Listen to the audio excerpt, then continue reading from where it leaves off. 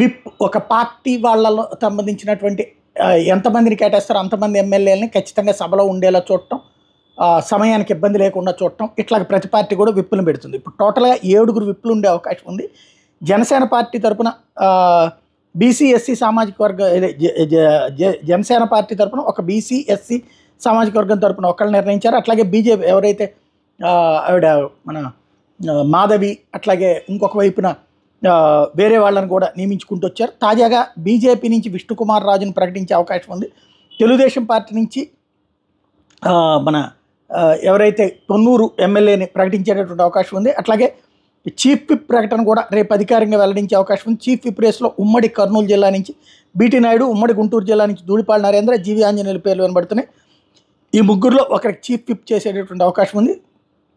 Telugu Desam party నుంచి కమ్మ సామాజిక వర్గం నుంచి ఇద్దరికి, ఒక బీసీ ఒక ఎస్సీ సామాజిక వర్గం నుంచి అవకాశాలు ఇచ్చేటటువంటి అంశం కనబడుతోంది.